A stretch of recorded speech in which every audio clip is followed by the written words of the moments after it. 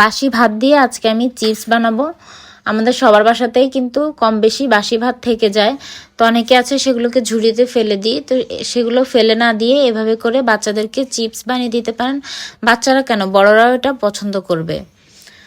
তো চলুন এই চিপসগুলো বানাতে কি কি লাগছে দেখিয়ে দিচ্ছি। রসুন নিয়েছি ছোট সাইজের 2টা, পেঁয়াজ নিলাম মাঝারি সাইজের 1টার মতো হবে, আর অনেকগুলো কাঁচামরিচ। আর লাগবে ভাত, এখানে 1.5 কাপ পরিমাণ ভাত আছে।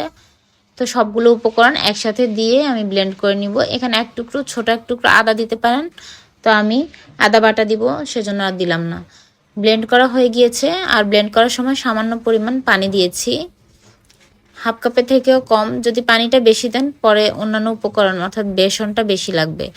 তারপরে এগুলো আমি একটা বাটিতে নিয়েছি, একটা ম্যাজিক মশলা দিয়ে দিলাম, সামান্য একটু আদা বাটা দিয়ে দিলাম, মরিচের গুঁড়ো দিয়ে দিলাম, সয়া সস 1 টেবিল চামচ পরিমাণ।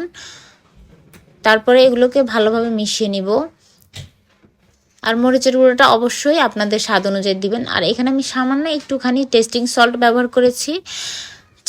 চিপস বা এই টাইপের খাবারগুলোতে কিন্তু টেস্টিং সল্ট লাগে। আর এই ফাঁকে দেখেন আমার ছেলেটা এসে এগুলোকে নাড়িয়ে দিয়ে চলে গেল। তারপর দিলাম এখানে একটুখানি চিনি 1 চা চামচ, দিলাম স্বাদ অনুযায়ী লবণ। তো আবারও ভালোভাবে এগুলোকে নাড়িয়ে চাড়িয়ে নিচ্ছি।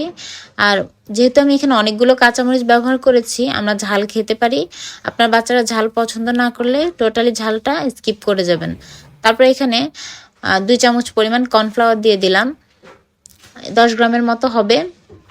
তারপর দিয়ে দিব বেসন, বেসনটা অবশ্যই দিতে হবে। এখানে আটা যদি ব্যবহার করেন তাহলে সেটা খেতে ভালো লাগবে না, তো অবশ্যই বেসনটা দিতে হবে। আমি 2 মুঠো পরিমাণ বেসন দিয়ে দিলাম। এটা আসলে পরিমাপের কিছুই নেই, এটা চেক করে করে দিতে হবে। খুব বেশি লিকুইড মানে নরম থাকা যাবে না। এই যে দেখুন, এটা মাখানোর পরে চামচ থেকে পড়ছে না, ঝাঁকা দিয়ে ফেলতে হচ্ছে, এরকম একটা টেক্সচারে নিয়ে আসতে হবে। তারপর একটা পাইপিং ব্যাগে নিয়ে নজল লাগিয়ে নিয়েছি। আপনারা চাইলে আটার প্যাকেট, বিস্কিটের প্যাকেট এগুলো দিয়েও করতে পারেন, বা একটা পলি ব্যাগে ছিদ্র করেও নিতে পারেন। তারপর আমি এরকম চিকন চিকন কুরকুরে চিপসের মতো করে দিয়ে নিলাম। তো তেলটা গরম হয়ে গেলে তারপরে দিবেন। খুব বেশি ঠান্ডা তেলেও দিবেন না, আবার খুব বেশি গরম তেলেও দিবেন না, নাহলে দেওয়ার সাথে সাথে এটা পুড়ে যাবে। এটা যে কোনো শেপে দিতে পারেন, লম্বা বা ছোট ছোট করেও দিতে পারেন। তো এটা এতটাই মজা হয়েছে, এটা বানাতে বানাতেই কিন্তু আমাদের সবগুলো শেষ হয়ে যাচ্ছিল। তো পরে আর এরকম লম্বা করে না বানিয়ে ছোট ছোট আমি গোল করে বানিয়ে নিয়েছি।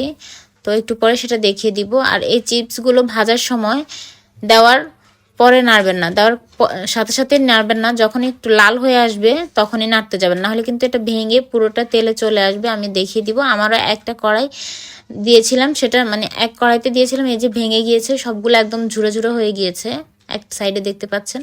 তো এই যে পাতিলে নিয়ে রাখছি, আর সবাই নিয়ে নিয়ে খাচ্ছে। বানানোর সাথে সাথেই কিন্তু শেষ। আমরা বড়রাও এটা খাচ্ছি, ছোটরা তো খাচ্ছেই। তো আমি আবারও বলে দিচ্ছি, এটা তেলে দেওয়ার সাথে কিন্তু সাথে সাথেই নাড়বেন না, কিছুক্ষণ পরে নাড়বেন, যখন একটু লাল লাল হয়ে আসবে তখন। চুলার আঁচটা মিডিয়ামে থাকবে। এই যে আমি যে গোলগুলো বানিয়েছি সেটাও কিন্তু খেতে ভীষণ মজা হয়েছে। চুলার আঁচটা কমিয়ে দিয়ে এটাকে ভেজে নেবেন, খুব মজা। আর বাজার থেকে চিপস কিনতে হবে না, বাচ্চারা এটাই পছন্দ করবে। বাইরের চিপসগুলো অস্বাস্থ্যকর হয়, আর যদি বাসায় বানাতে পারেন তাহলে তো খুবই ভালো কথা, অনেক মজার।